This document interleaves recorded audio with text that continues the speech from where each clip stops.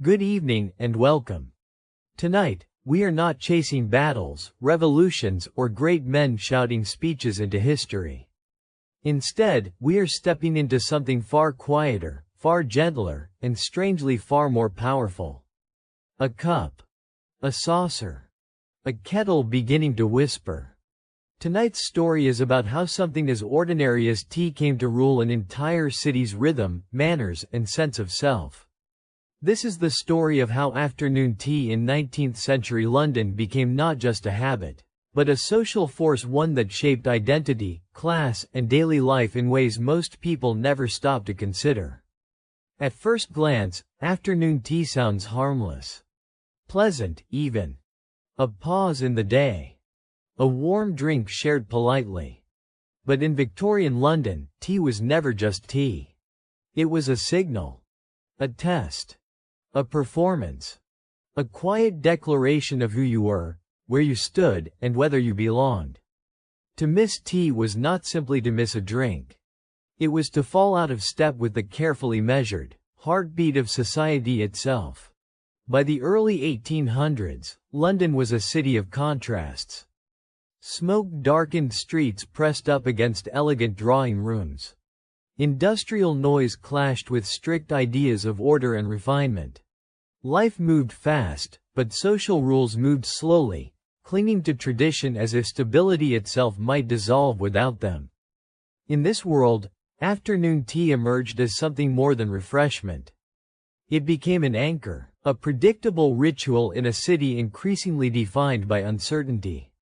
The structure of the Victorian day left a long, awkward gap between meals. Lunch was light. Dinner, especially among the middle and upper classes, was pushed later and later into the evening. Hunger alone, however, does not explain what tea became. Plenty of societies have snacks. Only a few turn them into ceremonies layered with meaning. What transformed tea from a simple solution into a cultural obsession was not appetite, but anxiety. Victorian London was obsessed with appearances. Respectability mattered deeply, especially as the growing middle class tried to distinguish itself from both the aristocracy above and the laboring poor below. Tea offered a way to perform respectability without overt wealth. You did not need a grand estate to serve tea. You needed manners. Timing. The right gestures. The correct tone of voice. Tea allowed people to demonstrate refinement in small, repeatable ways, every single day. Afternoon tea became a shared script. Everyone knew the lines. The kettle boiled at the proper hour. Cups were arranged. Guests arrived knowing exactly how long to stay and how much to consume. Nothing about it was spontaneous. And that was the point. In a rapidly changing city, predictability was comfort. Tea time created a controlled environment where behavior could be measured, corrected, and quietly judged. To sit at a tea table was to enter a space governed by rules so subtle they were almost invisible. How you held your cup mattered. How long you waited before sipping mattered. Whether you spoke too much or too little mattered. Tea provided a socially acceptable arena for observation. People watched one another carefully, noting confidence, restraint, and familiarity with unspoken customs. A well-conducted tea suggested a well-conducted life. This ritual also softened the sharp edges of social hierarchy while reinforcing it at the same time. Tea gatherings could include neighbors, relatives, and acquaintances from slightly different social levels. Everyone sat close together, but not equally. Seating arrangements, serving order, and even who was invited in the first place quietly reaffirmed rank. Tea did not challenge class structure. It made it feel natural.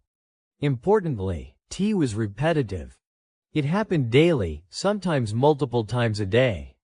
That repetition mattered. Social norms are not learned once. They are reinforced over and over through practice. Afternoon tea trained people. Children absorbed rules by watching adults. Newcomers learned by imitation. Those who failed to adapt felt the consequences not through confrontation, but through silence, exclusion, or subtle disapproval. Tea also created a rhythm that shaped time itself. The afternoon was no longer an empty stretch of hours. It was something you moved toward. Appointments were scheduled around it. Errands were timed to avoid it. Conversations paused for it. The clock bent slightly in its presence. In this way, tea did what churches, factories, and schools also did in Victorian society. It organized time into meaningful blocks, giving structure to days that might otherwise feel overwhelming. What made tea especially powerful was its calm surface. Unlike formal dinners or public events, tea appeared gentle and domestic. This made its social pressure harder to resist and easier to accept. No one announced the rules. They were simply how things were done. To question them would be awkward. To ignore them would be noticeable. Compliance felt voluntary, even when it was not. The obsession with afternoon tea also reflected a deeper Victorian belief that order in small things created order in large ones. If society could not control factories, politics, or empire without tension, it could at least control teaspoons, napkins, and conversation. Tea became a symbol of moral steadiness. A household that managed tea well appeared stable, disciplined, and trustworthy. This is why tea was not treated as trivial. It was woven into identity. Being good at tea meant being socially competent. Hosting a smooth tea gathering enhanced reputation. Failing at it invited quiet speculation. The tea table became a place where character was assessed, without anyone ever saying so aloud. Over time, this obsession spread beyond private homes into public life. Tea rooms, gardens, and parlors extended the ritual into shared spaces. Even there, the same expectations followed. The performance simply had a larger audience. People learned to sit, sip, and speak as if always observed, because in a way, they were. By the middle of the 19th century, tea had become a cultural language. You could say things with tea that you could not say directly. Invitations implied alliances. Repeated absences implied distance. The quality of the tea, the care taken in serving it, even the choice of snacks communicated intention. Tea spoke softly, but it spoke constantly. And so, afternoon tea in Victorian London was never just a pause in the day. It was a mirror of society itself. A place where comfort and control met. Where warmth coexisted with judgment. Where something as simple as boiling water became a way to manage a complicated world. As we move deeper into this story, we will see how this ritual shaped behavior, reinforced power, and turned everyday objects into symbols of belonging. But it all begins here, with the realization that in 19th century London, a cup of tea was not an accessory to life. It was one of the ways life made sense. And somewhere in the background, the kettle was always waiting to boil again. After understanding how tea became a social ritual, it becomes easier to see why it mattered so deeply on a more personal level. Victorian London was not a comfortable place to wake up in. Long before central heating, electric light, or insulated walls, mornings arrived cold, dim, and demanding. The day did not begin gently. It began with endurance. And in that context, tea was not a luxury. It was a form of quiet survival. The typical Victorian morning started early, often before sunrise, especially in winter. Bedrooms were unheated. Windows leaked cold air. Frost sometimes formed on the inside of glass. Getting out of bed required real effort, not just willpower. Clothes were stiff with chill. Water for washing was cold unless heated by hand. Even simple acts demanded energy before the body had fully woken. Warmth was scarce, and comfort was brief. Food, too, was unreliable as comfort. Breakfasts varied widely by class, but even among those who could afford decent meals, mornings were rushed and functional. Heavy food early in the day was not always appealing in cold, dim conditions. What people wanted most was not fullness but warmth. Something to hold. Something to steady the body and mind before the long hours ahead. This is where tea quietly took control of the morning. It was warm. It was predictable. It required waiting, which slowed the pace of the moment. The simple act of heating water and pouring it over leaves created a pause in an otherwise demanding start to the day. Steam rising from a cup offered reassurance before the day asked for anything in return. For many Victorians, especially in cities, tea was the first real comfort they experienced each morning. Before conversations began, before work intruded, before expectations tightened their grip, there was tea. It warmed the hands. It softened the throat. It brought a sense of order to a world that often felt physically hostile. The emotional role of tea in the morning should not be underestimated. Victorian culture placed enormous value on self-control. Displays of fatigue, frustration, or vulnerability were discouraged. People were expected to meet the day composed and capable, regardless of how they felt. Tea acted as a buffer between private discomfort and public performance. It offered a moment to collect oneself before stepping into the role society required. In crowded London households, mornings could be noisy and tense. Multiple generations often shared small spaces. Servants moved quickly. Children prepared for lessons. Adults readied themselves for work or social duties. Tea provided a shared focal point, a brief alignment of rhythms. Even when taken separately, it synchronized the household's emotional temperature. The physical properties of tea mattered as much as the ritual around it. It was hot enough to warm the body, but gentle enough to be consumed quickly. Unlike heavier drinks, it did not slow movement or dull alertness. Victorians believed strongly in moderation, and tea fit neatly into that belief. It comforted without indulgence. It energized without excess. Over time, tea became associated with clarity and steadiness. A person who began the day with tea was seen as sensible, disciplined, and prepared. Skipping it felt unsettling, like missing a step on a staircase. The body noticed. The mind noticed. The day felt slightly off balance. This reliance on tea was reinforced by routine. The human brain finds comfort in repetition, especially under stress. Victorian life, particularly in urban settings, was filled with unpredictability. Industrial schedules, financial pressures, and social expectations collided daily. Tea offered something reliable. It tasted the same. It arrived at the same time.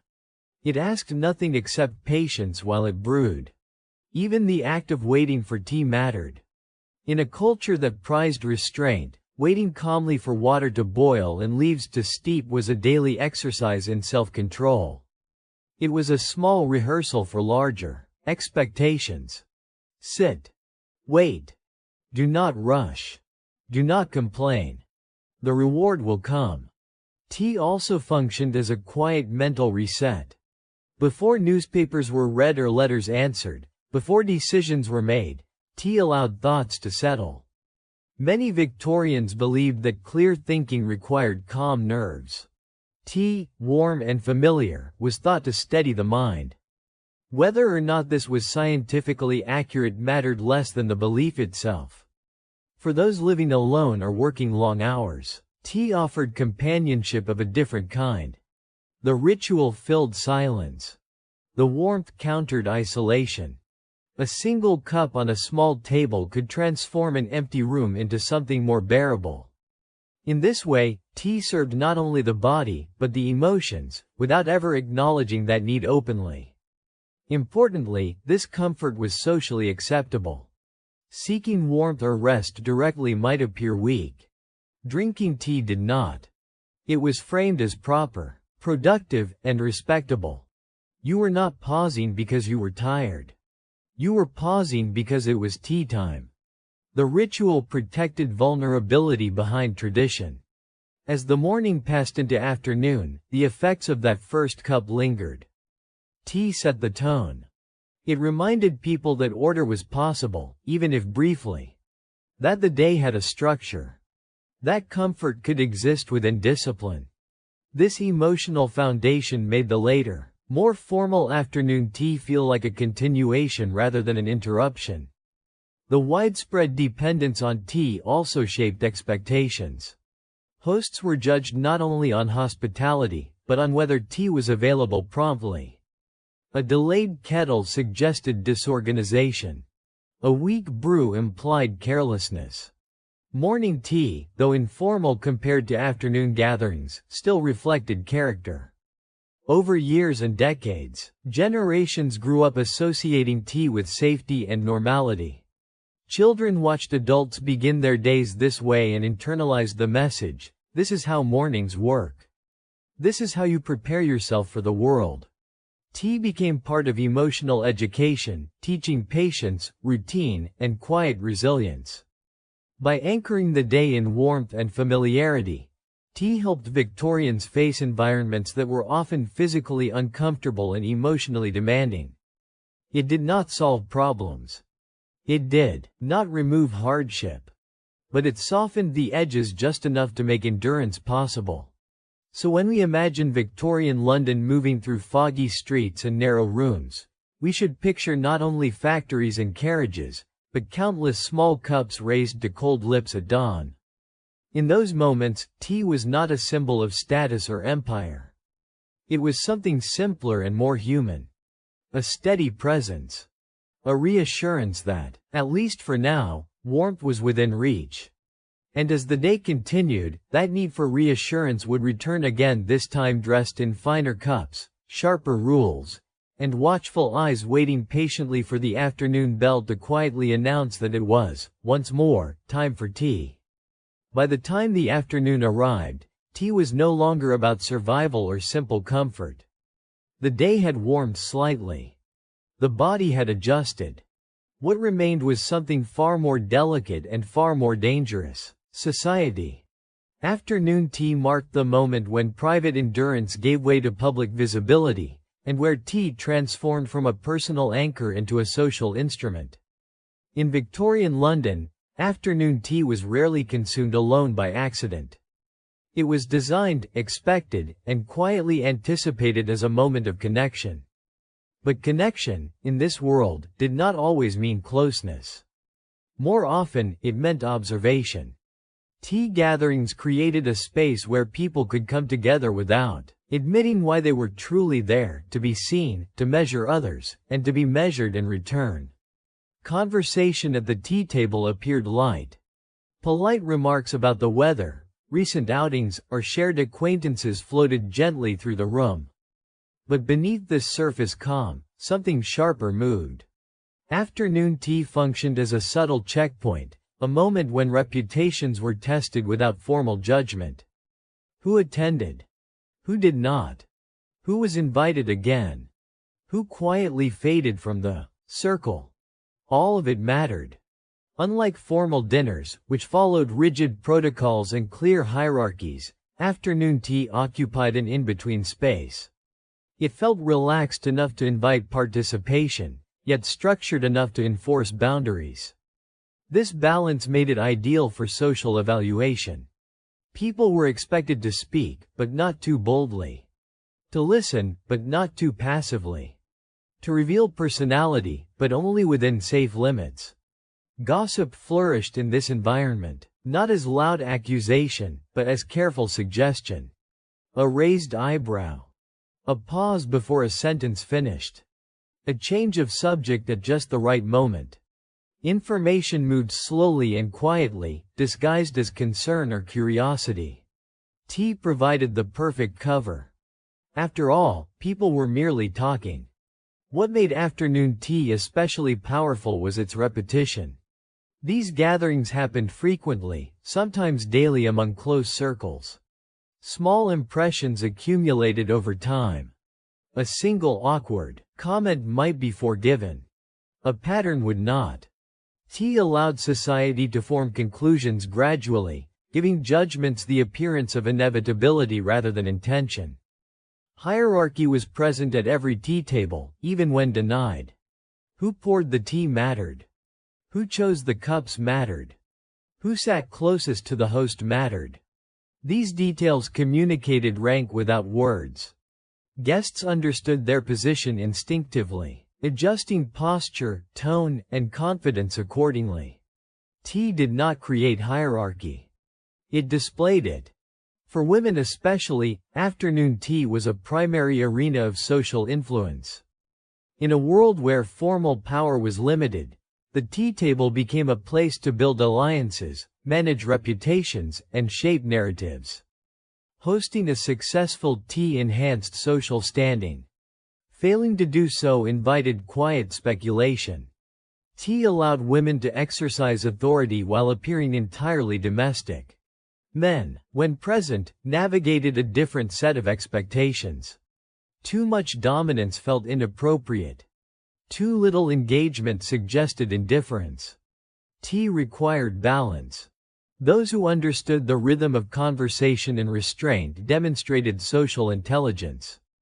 Those who did not stood out, often without realizing why.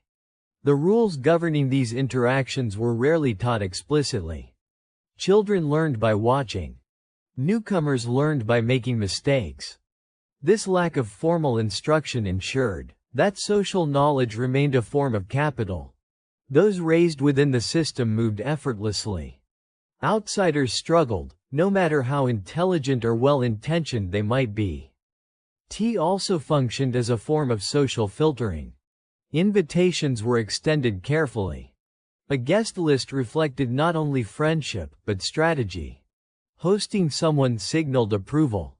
Excluding someone sent a message just as clearly. Because tea was framed as casual, these decisions avoided confrontation. One could always claim circumstances or convenience. Even silence at the tea table carried meaning. What was not said often mattered more than what was spoken.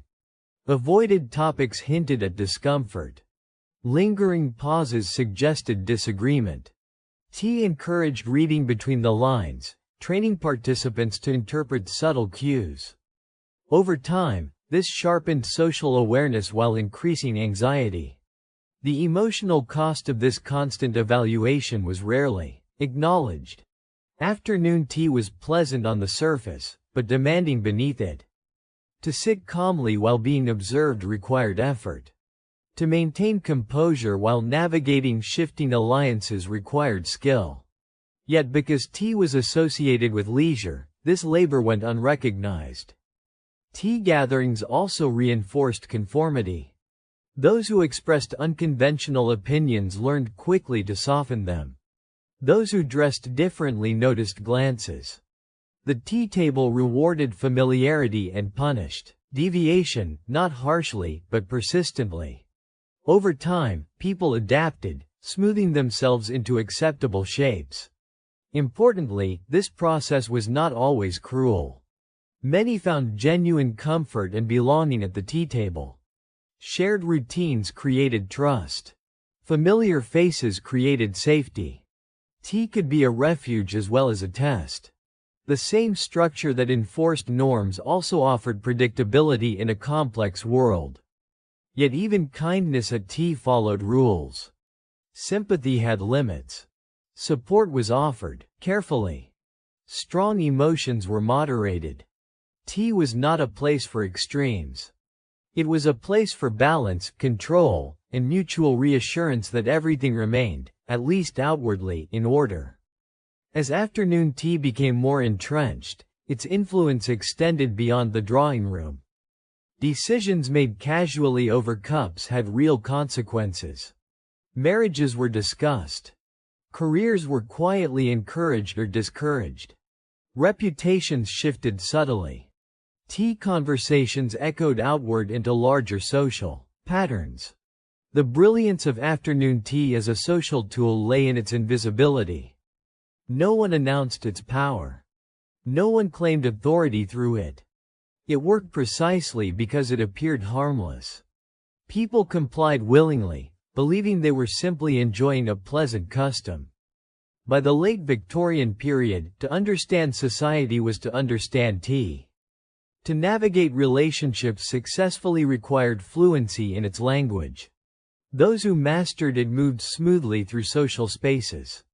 Those who did not often found doors closing without explanation. So when we picture a Victorian afternoon tea, we should imagine more than porcelain and pastries. We should imagine a quiet arena where identities were shaped, boundaries enforced, and futures gently nudged in one direction or another. All beneath the soft clink of cups and the reassuring promise that this was, after all, just tea. And yet, beneath that promise, everyone knew. The kettle might sing softly, but the room was always listening. Behind every graceful afternoon tea, behind every perfectly timed pour and polished cup, there existed a presence that Victorian society preferred not to acknowledge. The ritual appeared effortless precisely because so much effort was hidden from view. Servants were the invisible architecture of tea culture, supporting its elegance while remaining deliberately unseen. In Victorian London, domestic service was one of the most common forms of employment, particularly for women. Large and small households alike relied on servants to maintain the rhythms of daily life. Tea, for all its refinement, was labor-intensive. Water had to be carried, kettles heated, cups cleaned, linens pressed, trays balanced, and rooms arranged. None of this happened on its own. The timing alone required precision. Tea was expected to appear at just the right moment, not early, not late. Too early suggested impatience. Too late suggested disorder. Servants learned to measure time not by clocks, but by social cues, the sound of voices settling, the host's posture, the shift in conversation. They worked around the moods of others, often anticipating needs before they were spoken. This anticipation was a skill developed through repetition and restraint. Servants were trained to notice everything and acknowledge nothing. A spilled drop, a chipped cup, a hesitation in movement, any of these could disrupt the illusion of calm. The success of tea depended on smoothness, and smoothness depended on labor that erased itself as it worked. Physical conditions behind the scenes were rarely comfortable. Kitchens were hot, cramped, and busy. Carrying heavy kettles required strength and balance. Mistakes could lead to scolding or worse, yet praise was rare. When tea proceeded flawlessly, it was attributed to good taste or proper upbringing, never to the hands that made it possible. Silence was part of the job. Servants were expected to move quietly, speak softly, and disappear when not needed. Their presence was tolerated only insofar as it did not interrupt conversation. To be noticed was often to have failed. This expectation shaped behavior deeply, encouraging careful movement and emotional restraint. Yet servants heard everything. Conversations at tea tables were rarely private. Opinions, plans, judgments, and worries drifted freely, carried by the assumption that no one important was listening. Servants absorbed these details while pretending not to exist. This knowledge gave them a unique, often heavy perspective on the households they served. Despite this, the social structure ensured that servants' insight did not translate into influence. Their role was to maintain appearances, not challenge them. Tea culture depended on this imbalance. The illusion of equality among guests required a foundation of inequality beneath them. For many servants, tea time was one of the most demanding parts of the day. Unlike other tasks that could be done away from watchful eyes, tea service occurred in full view. Every movement was subject to scrutiny. Hands were expected to be steady. Expressions neutral. Even fatigue had to be hidden. The irony was sharp. Tea symbolized calm and control, yet it was produced through effort and tension. The serenity enjoyed by guests was made possible by others suppressing their own discomfort. Victorian society accepted this without question, framing it as natural order rather than choice. Servants were also responsible for maintaining the objects that gave tea its symbolic power. Fine china required careful handling. Silverware needed constant polishing. Table linens demanded washing and pressing.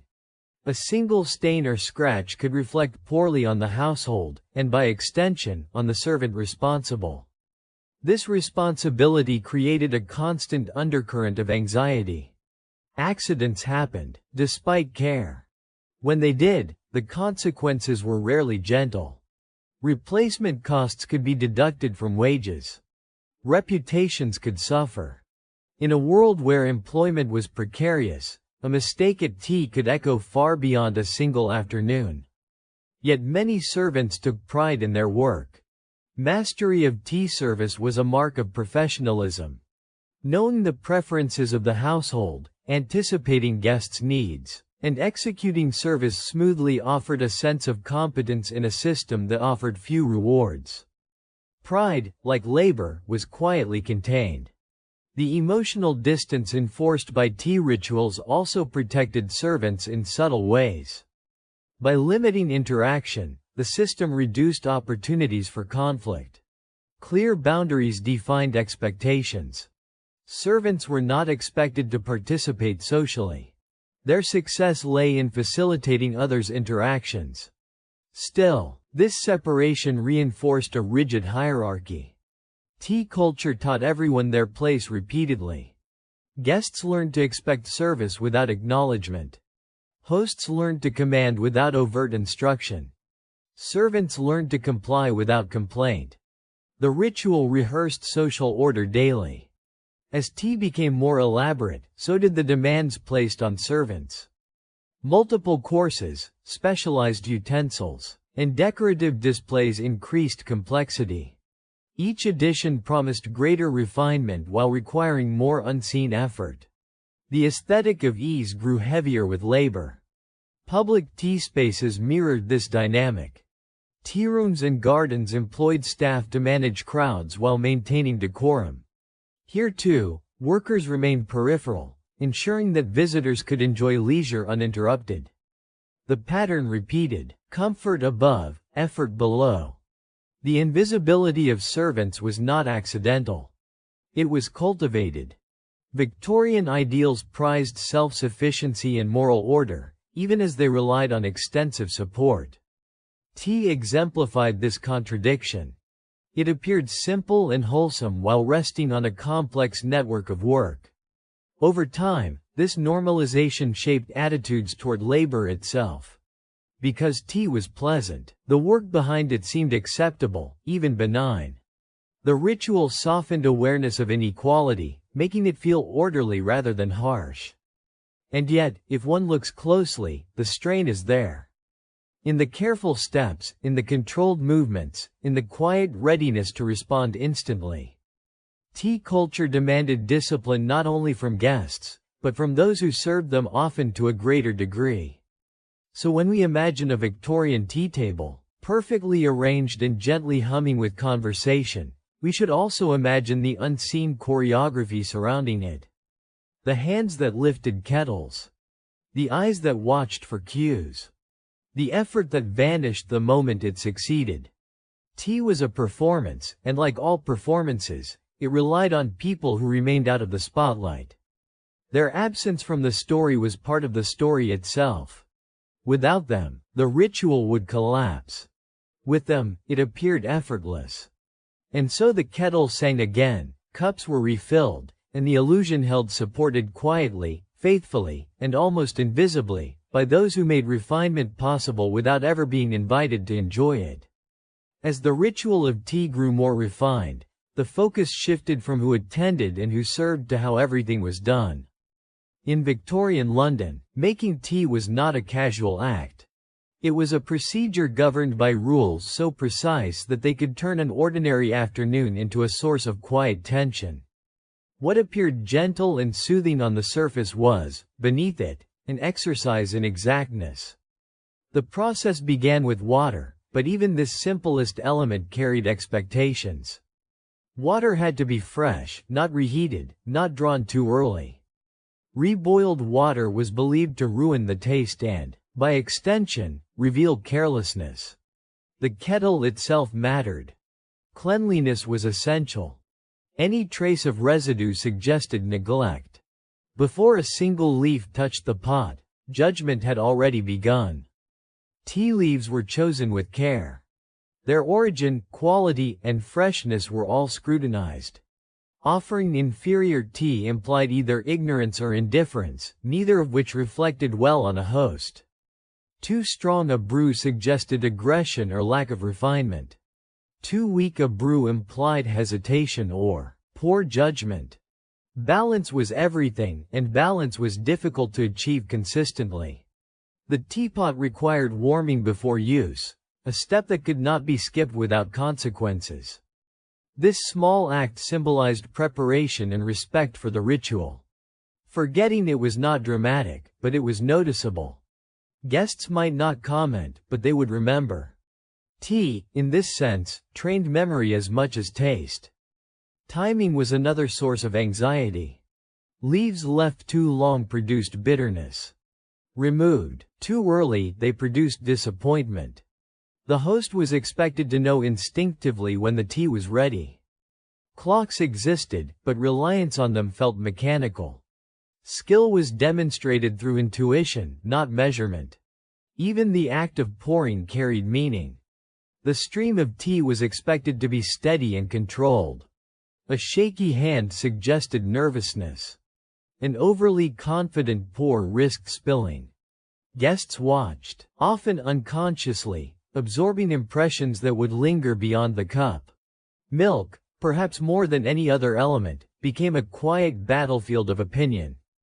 Whether milk should be added before or after tea was a matter of deep social signaling. It was not simply preference. It suggested background, upbringing, and awareness of tradition. Choosing incorrectly for the wrong audience could create silent discomfort. Sugar, too, required moderation. 1 cube was acceptable. 2 raised questions.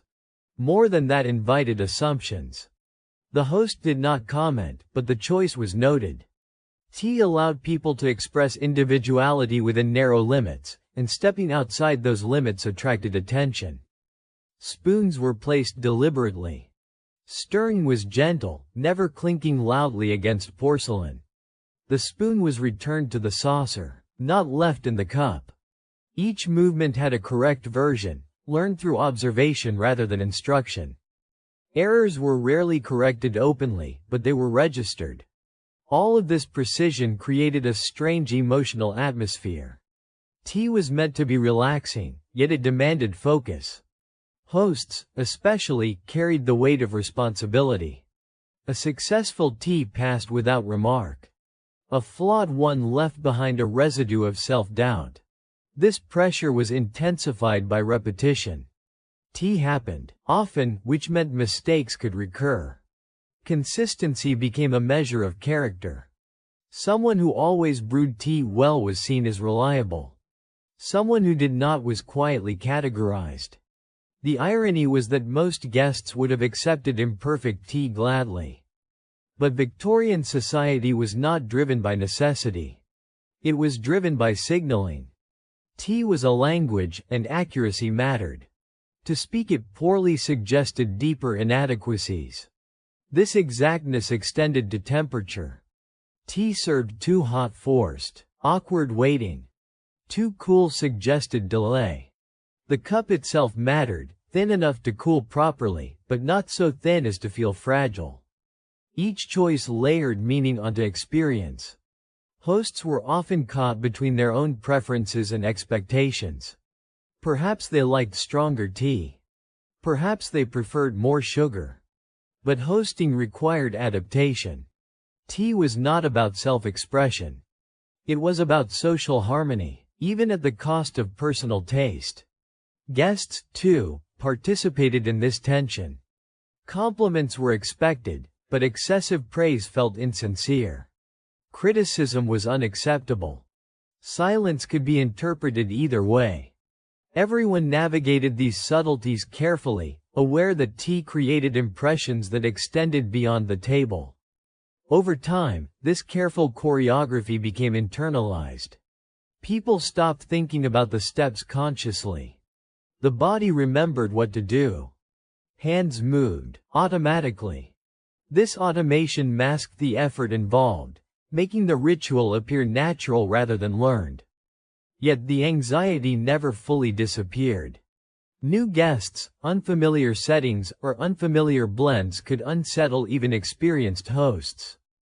Tea's simplicity was deceptive. Small changes carried disproportionate weight. This complexity also reinforced social boundaries. Those raised with tea culture absorbed its rules early.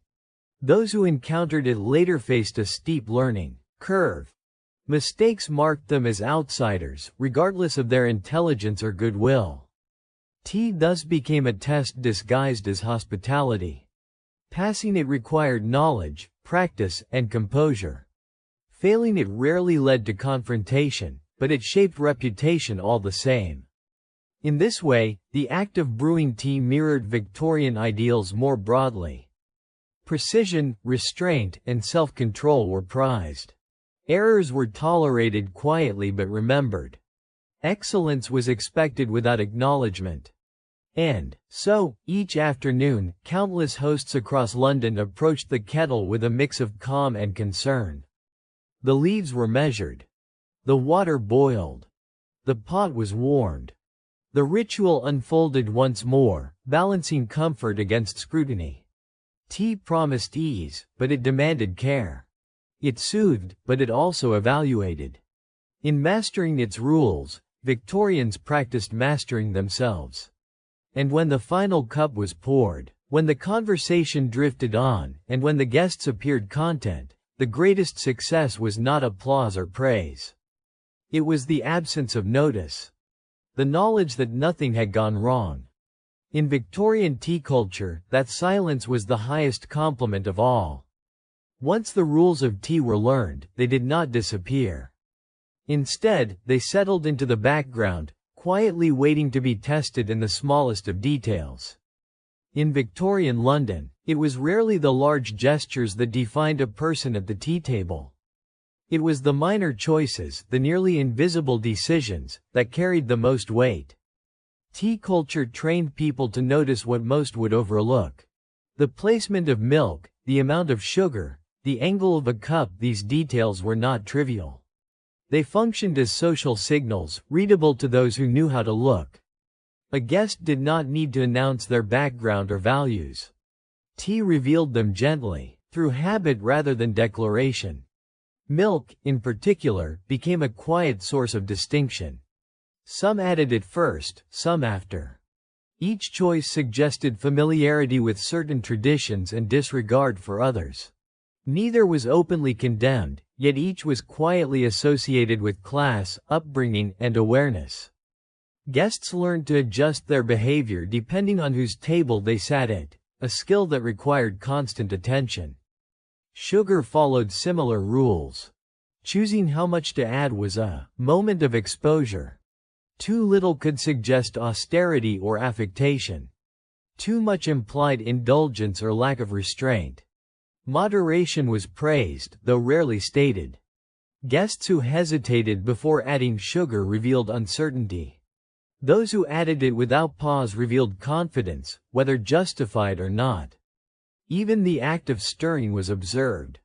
Stirring too quickly created noise. Stirring too slowly suggested discomfort. The spoon's journey mattered as much as the destination. When it was returned to the saucer, its placement signaled familiarity.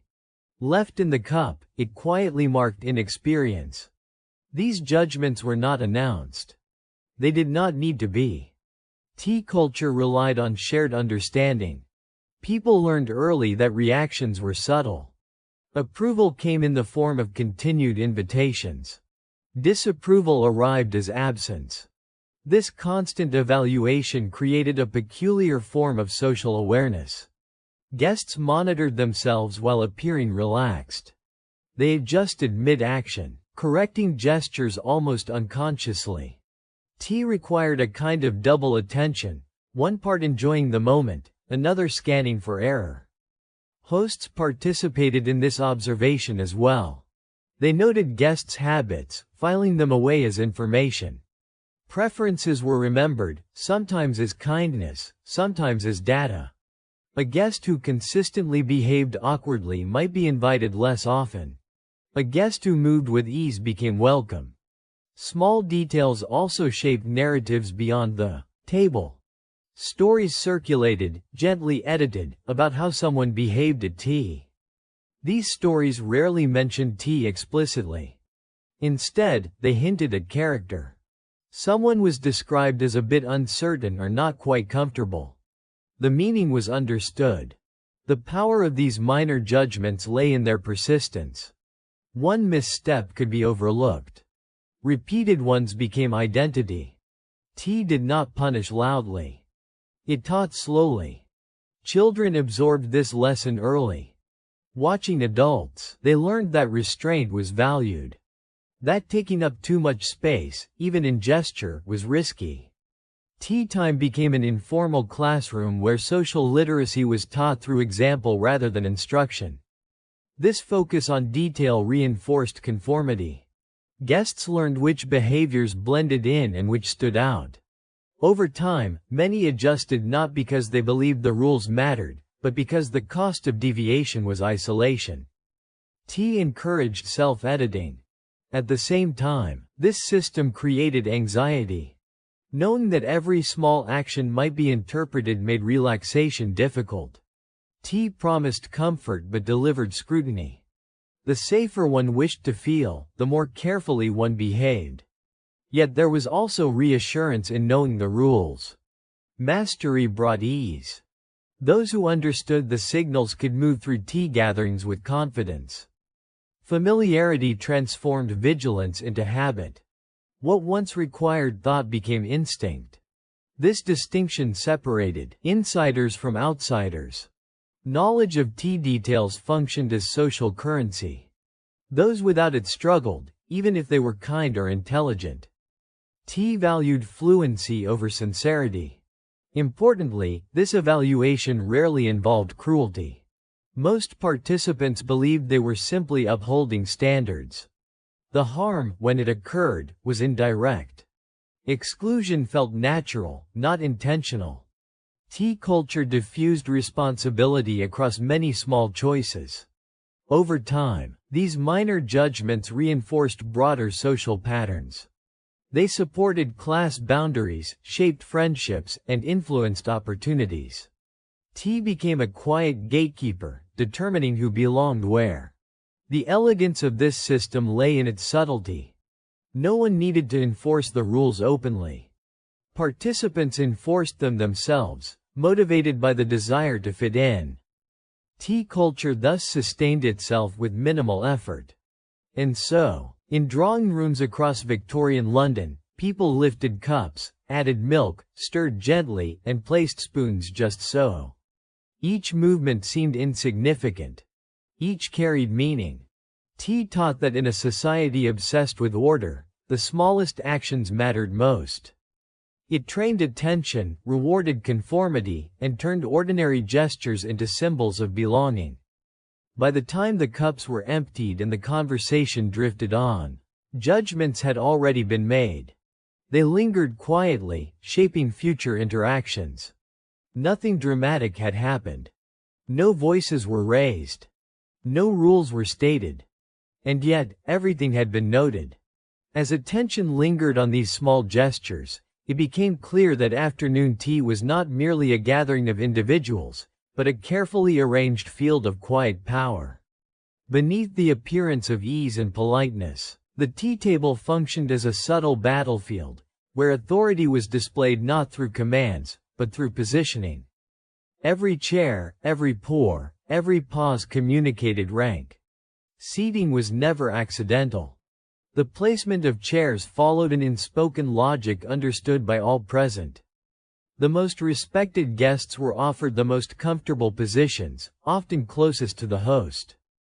Those of lesser importance were placed farther away, still included, but gently reminded of their place.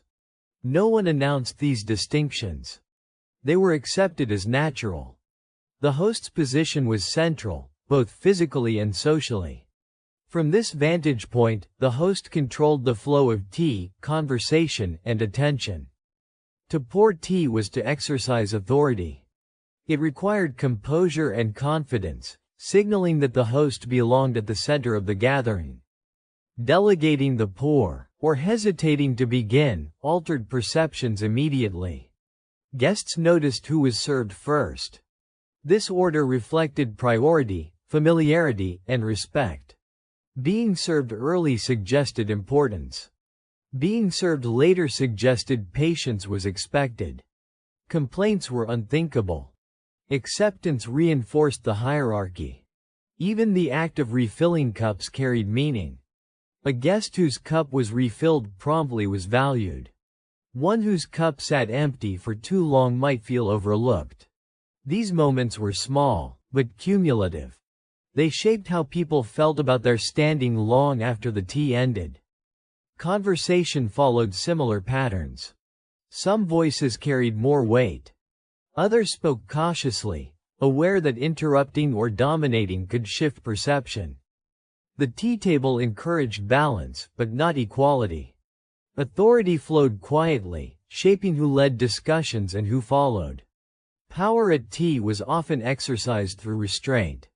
The ability to remain calm, to speak sparingly, to listen attentively, suggested confidence. Those who sought attention too eagerly risked appearing insecure. Tea rewarded subtle control. Women, particularly hosts, wielded significant influence in these settings. Through invitation lists, seating choices, and conversational cues, they shaped social networks. Their power was domestic in form, but real in effect. Tea allowed them to manage relationships while appearing merely gracious. Men navigated this space carefully. Dominance that worked elsewhere could feel inappropriate at tea. Successful participation required adaptation. Those who understood this demonstrated social intelligence. Those who did not risked discomfort. The tea table thus became a place where power was practiced daily. Not loudly, not dramatically, but persistently. Relationships were strengthened or weakened through repeated interactions. Authority was affirmed through consistency. This subtle contest was rarely hostile. Most participants accepted the rules willingly. Tea offered structure, and structure offered security. Knowing where one stood reduced uncertainty, even if it limited ambition. Yet tension existed beneath the calm. Guests monitored their behavior, gauging reactions. Hosts balanced hospitality with control. Everyone played a role, aware that missteps could alter future invitations. Tea's power lay in its repetition. One gathering might mean little. Many gatherings established patterns. Over time, these patterns felt inevitable. Tea made hierarchy feel natural. The battlefield metaphor is useful not because tea was aggressive, but because it involved strategy. Decisions were made quietly. Moves were subtle. Outcomes were rarely immediate, but they endured. In this environment, politeness functioned as armor. Smiles concealed calculations. Compliments softened boundaries. Tea allowed competition to exist without confrontation. And when the cups were cleared and the guests departed, the effects remained. Perceptions had shifted slightly. Alliances adjusted. The next tea would reflect these changes. Thus, afternoon tea was never simply about refreshment. It was a daily rehearsal of power, conducted with grace and restraint. A place where influence was poured cup by cup. The table was cleared. The kettle cooled. But the quiet contest continued, waiting patiently for the next invitation. As these quiet rituals settled into everyday life, their influence began to stretch far beyond individual households. What started as custom gradually hardened into expectation, and expectation, when repeated often enough, becomes culture. In Victorian Britain, No single figure shaped this transformation more quietly and more thoroughly than Queen Victoria herself. Her personal habits, preferences, and public image gave tea an authority that no rulebook could ever achieve.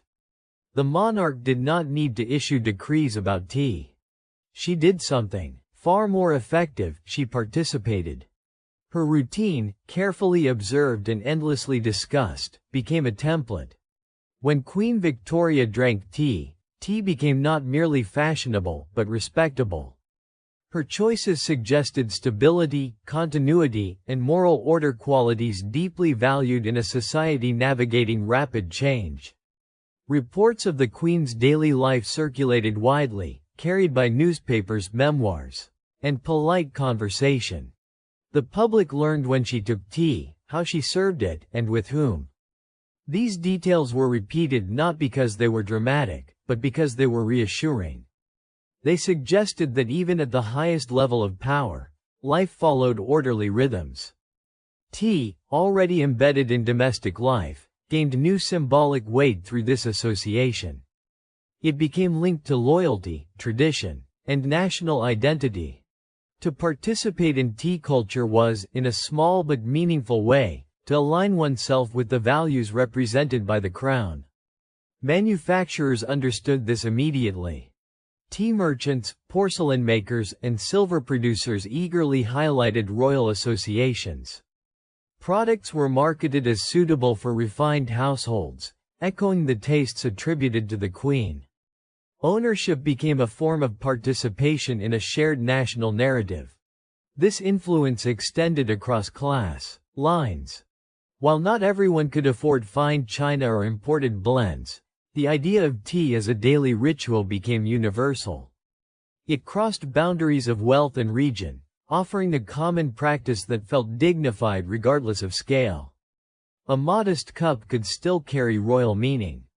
The Queen's endorsement also stabilized tea's social role.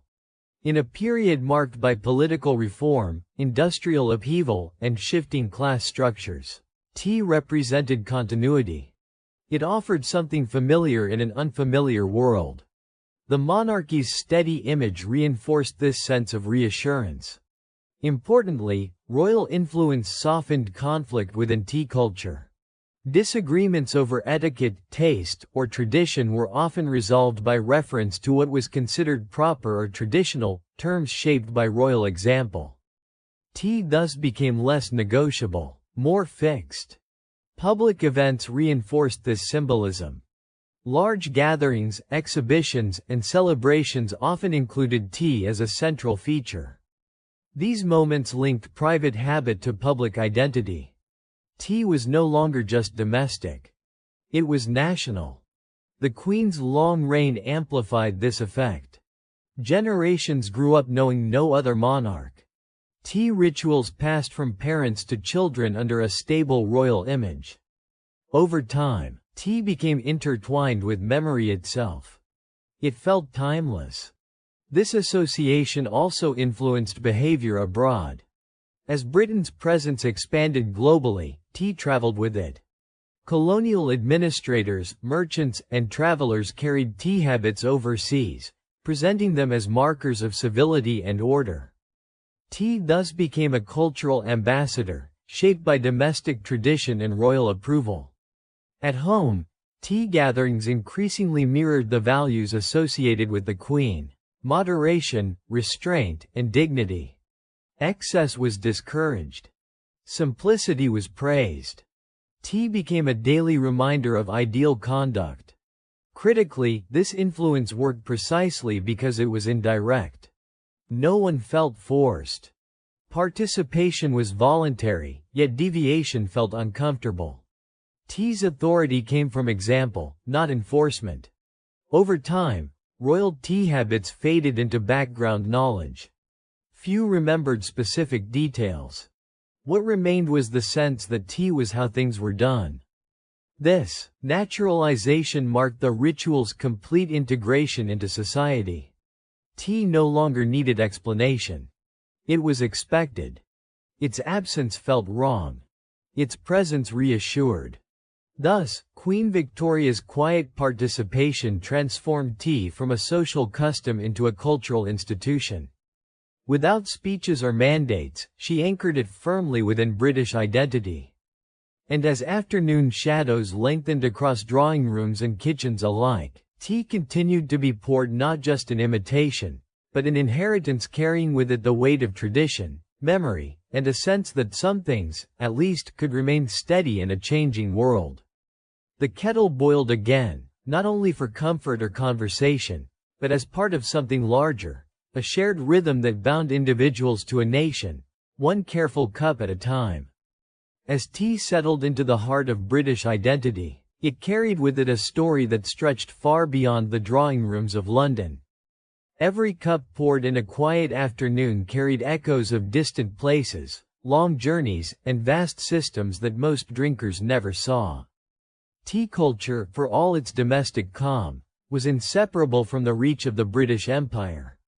By the 19th century, tea was no longer a rare luxury. It had become a daily necessity for millions. This transformation required vast amounts of land, labor, transport, and organization. The smooth predictability of tea time in London depended on a global network that operated with relentless regularity. Leaves were grown far from the city's foggy streets, cultivated in regions with climates suited to the plant. These landscapes were reshaped to meet demand. Hillsides were cleared. Fields were organized. Schedules were imposed. The steady rhythm of tea at home was mirrored by steady routines abroad, often under very different conditions. For the average Victorian tea drinker, these origins remained abstract. Tea arrived neatly packaged, its journey invisible. This distance made it easier to treat tea as a natural part of life rather than the result of complex global systems. The ritual felt timeless, even though its supply depended on modern logistics and expanding influence. Trade routes connected ports, ships, warehouses, and markets in a continuous chain. Delays mattered. Disruptions were noticed quickly. A shortage of tea would have unsettled daily life far more than many political changes. This reliance quietly reinforced the importance of maintaining those roots and the structures that supported them. Tea thus became more than a commodity. It was a stabilizing force. Keeping tea flowing meant keeping daily life orderly. This idea shaped priorities at every level, from merchants to policymakers. The domestic comfort of tea justified extraordinary effort to ensure its availability. The language surrounding tea often avoided complexity. Advertisements emphasized purity, quality, and refinement. Packaging highlighted tradition and respectability. Rarely did it mention distance or labor. The focus remained on the cup, not the chain behind it. This selective attention was not unique to tea, but tea's intimacy made it especially powerful. Because it was consumed daily, it felt personal. Because it felt personal, its broader implications were easier to ignore. Tea allowed empire to be experienced as comfort rather than control. At home, tea reinforced a sense of order and civility. Abroad, it represented British presence and influence. Serving tea in distant territories signaled familiarity and authority. It marked spaces as governed, organized, and connected to a larger system. Yet this global reach also introduced contradictions. Tea symbolized calm, yet its production required discipline and endurance. Tea symbolized gentleness, yet its expansion reshaped entire regions. These contrasts were rarely discussed at the tea table. The ritual softened awareness of them. Education reinforced this separation. Children learned tea manners before learning geography. They understood how to hold a cup long before understanding where its contents came from. Tea culture trained focus inward toward behavior rather than outward toward origins. Even when people were aware that tea came from far away, this knowledge remained vague. Distance reduced urgency. The journey felt romantic rather than practical. Tea's global story became background texture rather than subject. The empire, like tea, relied on routine. Ships departed on schedule. Warehouses counted inventory. Markets adjusted prices. These systems operated quietly, much like servants at the tea table. Their success lay in remaining unnoticed. This invisibility created moral distance. The pleasantness of tea discouraged difficult questions. The ritual framed consumption as innocent. People did not see themselves as participants in something vast. They saw themselves as enjoying a simple habit. Over time, tea helped normalize Britain's global reach. It entered homes daily, making the idea of distant connections feel ordinary. Empire became part of routine rather than exception. At the same time, tea unified diverse populations at home. Across class lines, people drank tea. This shared practice created a sense of common identity, even as it depended on unequal systems elsewhere. Tea made belonging feel inclusive. Public spaces reinforced this connection. Tea rooms and exhibitions celebrated the product as a national treasure. Displays highlighted variety and abundance. They framed tea as evidence of Britain's organization and reach. Critically, tea culture did not require people to approve of empire explicitly. Participation was passive. Drinking tea did not feel political. This neutrality made it effective. Empire entered daily life quietly, without debate. As decades passed, the association deepened. Tea became inseparable from ideas of home, comfort, and normalcy. Questioning it felt unnecessary. The system worked. The kettle boiled. Life continued. Yet beneath this calm, the scale remained immense. Each cup represented coordination across continents. Each afternoon ritual depended on structures far removed from the quiet room in which it was enjoyed. Understanding this does not disrupt the comfort tea provided, but it adds depth to it. Tea was both intimate and global, personal and expansive, gentle and far-reaching. As evening approached and cups were cleared, the empire did not intrude on conversation. It remained present without being named, woven into habit rather than thought. And so, Victorian tea culture rested on a foundation that extended far beyond sight, linking domestic life to distant landscapes through repetition and routine. The kettle boiled once more, and the world, vast and interconnected, was reduced again to something simple, familiar, and warm, held carefully between two hands. As the ritual of tea expanded, it became clear that its power was as much in the material world as in conversation or custom. Objects mattered. Not simply as tools, but as symbols. Cups, saucers, teapots, trays, and spoons carried meaning as carefully as the gestures of pouring or stirring. Fine china was among the most visible markers of respectability. Its thinness, translucence, and decoration signaled refinement. A delicate cup suggested care and familiarity with tradition. Heavier, coarser pieces hinted at practicality rather than elegance. Guests noticed immediately, often without conscious thought. Ownership of a complete tea set implied stability. It suggested that a household was settled, organized, and prepared to receive others. Missing pieces disrupted this impression. A mismatched cup or chipped saucer drew attention, not because it affected the taste of tea, but because it interrupted the visual language of order. Silverware carried similar weight. Polished spoons and tongs reflected light and intention. Their shine suggested time spent maintaining appearances. Dull or worn utensils implied neglect. In a culture where character was inferred from surfaces, these details mattered. Tea trays were chosen with care. Wood, metal, or lacquer each conveyed subtle messages. The tray framed the ritual, presenting tea as an event rather than a necessity. Its condition spoke quietly about the household's standards. These objects demanded constant attention. China was washed carefully to avoid cracks. silver polished to prevent tarnish, linens laundered and pressed. This labor was measured by invisibility. Well-kept objects drew no comment, poorly kept ones lingered in memory. The fragility of these items mirrored the fragility of reputation.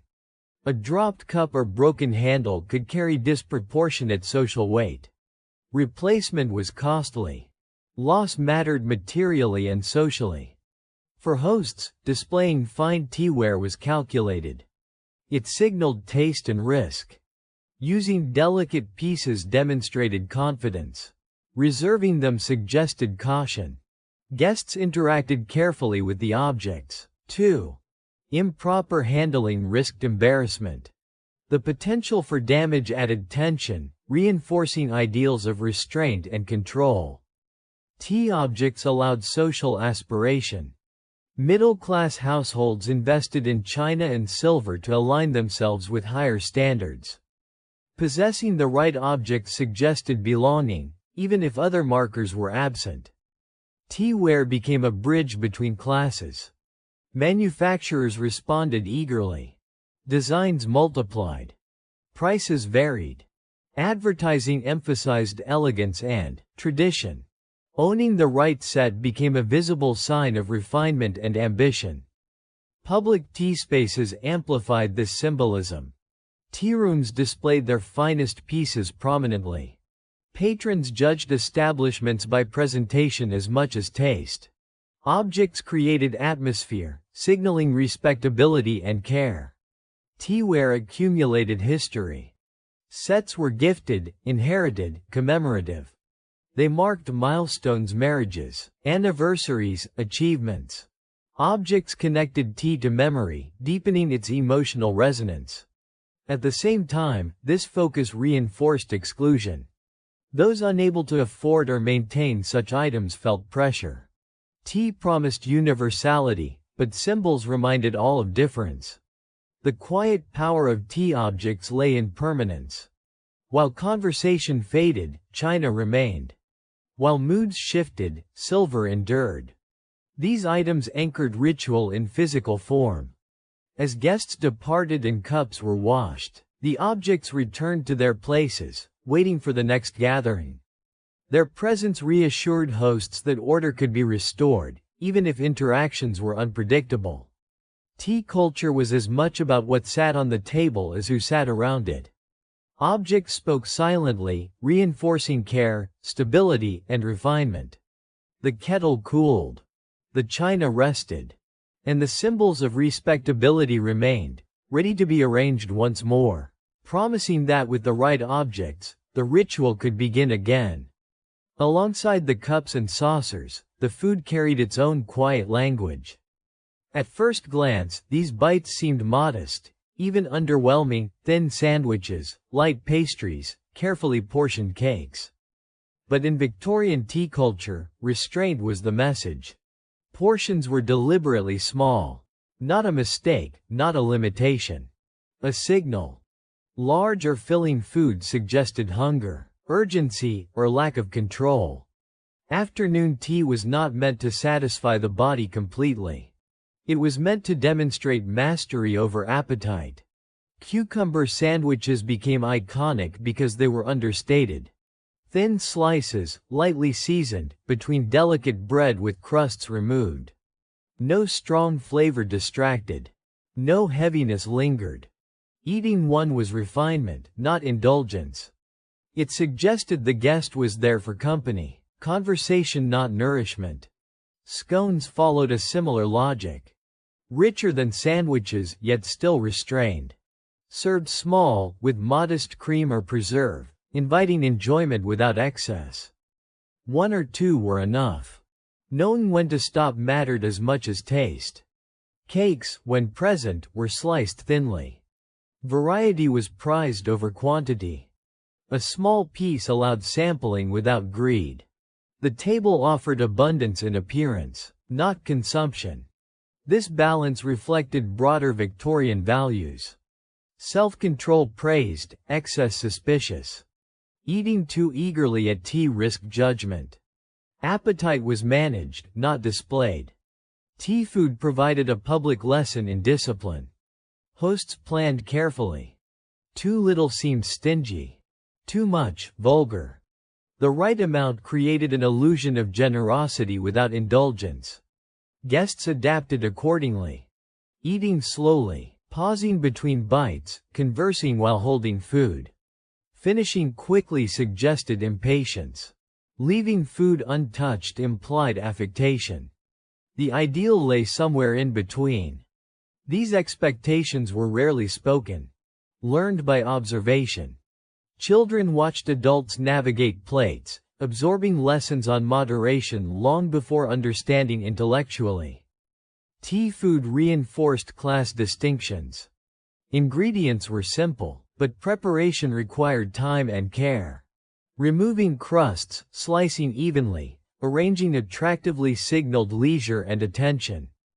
Households managing this regularly demonstrated stability. At the same time, tea food allowed aspiration. Even modest homes could prepare simple sandwiches. The performance of restraint was accessible, if not effortless. Public tea spaces echoed these norms. Tearoom menus emphasized lightness, portions controlled. Eating framed as accompaniment, not focus. Spaces encouraged lingering without consumption, reinforcing tea's social role. The aesthetic of tea food mattered. Presentation outweighed flavor. Symmetry, cleanliness, delicacy conveyed care. Food became visual as much as edible, reinforcing ritual and appearance. This focus created pressure.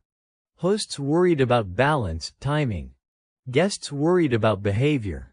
Even enjoyment had rules. Yet many found comfort in these limits. Knowing what was expected reduced uncertainty. Tea food provided a behavioral script.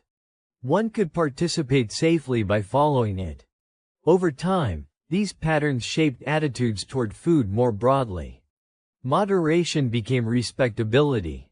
Control, a virtue. Tea taught appetite should never overwhelm decorum. The approach softened social interaction. Light food allowed gatherings to be shorter or longer without discomfort. The ritual adapted to conversation, reinforcing its social framework. As cups were refilled and plates slowly emptied, order remained. Crumbs minimal. Hands clean. The traces of eating kept discreet, mirroring emotional restraint. Tea food completed the ritual. It allowed participation without distraction, enjoyment without excess. It reinforced the notion that refinement lay in knowing when enough was enough. And as the final crumbs were cleared, what remained was balance, not fullness. A quiet signal, at this table, restraint was always on the menu. As tea culture moved beyond private parlors, it did not lose its rules. It simply changed its stage. Public tea gardens and tea rooms emerged as spaces where the ritual could be performed in view of others, transforming tea from a domestic habit into a social spectacle. These spaces were carefully designed. Paths were laid out to encourage strolling rather than rushing. Tables were spaced to allow conversation without intrusion, yet close enough to ensure visibility. To attend a tea garden was not just to drink tea, but to be seen drinking it. Appearance mattered deeply. Clothing, posture, and timing all contributed to the impression one made. Arriving too early suggested eagerness. Arriving too late suggested disregard. The ideal guest appeared effortlessly punctual, as though drawn there naturally by the rhythm of the day. Tea gardens offered a rare blend of privacy and exposure. One could sit with friends, yet remain part of a larger audience. Conversations were softer, gestures more deliberate. Even laughter was measured, never too loud, never too restrained. These spaces allowed a wider range of society to observe and imitate elite behavior. One did not need a private drawing room to participate in tea culture. A table in a public garden offered access to the same rituals, albeit under watchful eyes. This visibility introduced new pressures.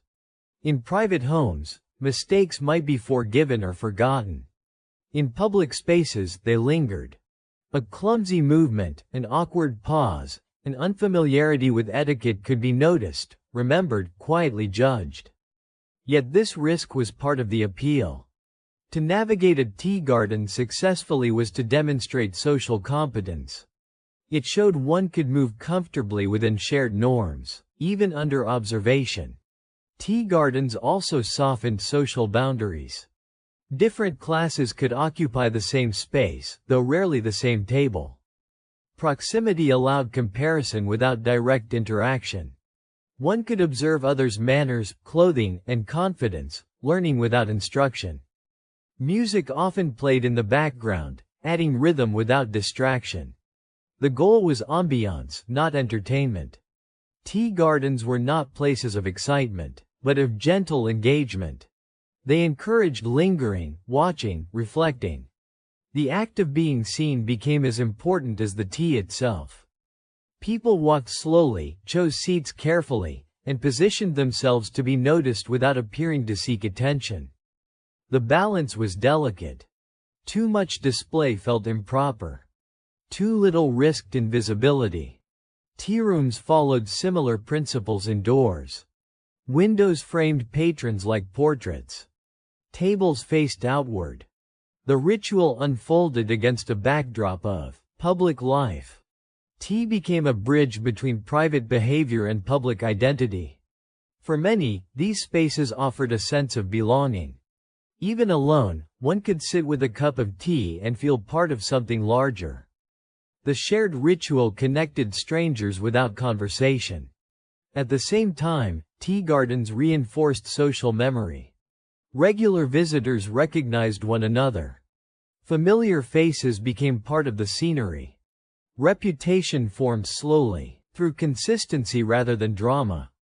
Staff in these spaces managed the flow with subtlety. Service was prompt but unobtrusive. The goal was to support the ritual without disrupting it. Even clearing tables followed a quiet choreography. Seasonal changes altered the experience. In warmer months, gardens bloomed, enhancing the sense of leisure. In cooler weather, indoor tea rooms provided shelter and continuity. Tea adapted, always offering stability amid change. These public spaces also reflected broader shifts in society. As cities grew, tea gardens offered a controlled environment where order could be maintained. They provided a pause in urban life, a reminder of gentler rhythms. Over time, the popularity of these spaces shaped expectations. Tea became associated not just with home, but with public respectability. One could demonstrate refinement without hosting, simply by participating correctly. The ritual's success lay in its simplicity. A cup, a table, a shared understanding. Everything else was secondary. The setting amplified the meaning, but the core remained unchanged. As the afternoon faded and visitors departed, tea gardens emptied gradually. There was no rush, no clear ending. People left as naturally as they arrived, carrying the experience with them. What lingered was not the taste of tea, but the memory of participation. Of having occupied the space correctly. Of having been part of a scene without disturbing it. In this way, tea gardens completed the arc of Victorian tea culture. From private ritual to public performance, tea shaped how people related to one another, to time, and to themselves. It taught patience. It rewarded observation. It valued balance over excess. And long after the cups were cleared and the tables reset, the lessons remained. Tea had shown how a simple act could carry meaning far beyond the moment. Not because of what was consumed, but because of how it was shared. As we step back from the cups, the tables, and the carefully arranged afternoons, it becomes clear that Victorian tea was never really about tea alone. It was a language. A system of signals. A quiet agreement about how to exist together without speaking too loudly about power, class, or expectation. Every element played its role. The timing. The posture. The food. The spaces, both private and public. Together, they formed a ritual that offered comfort while demanding discipline. Tea provided warmth, but also boundaries. It allowed people to pause, but only in approved ways. In a world changing rapidly, tea offered stability. It marked time gently, dividing long days into manageable moments.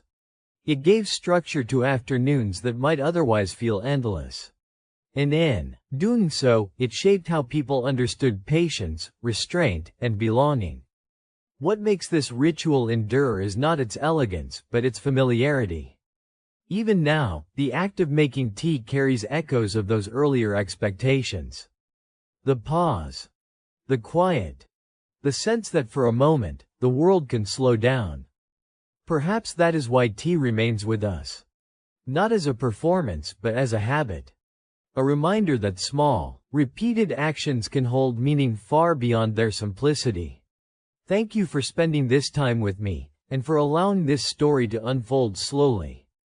If you enjoyed this quiet journey into the past, feel free to return for more gentle histories and unhurried stories.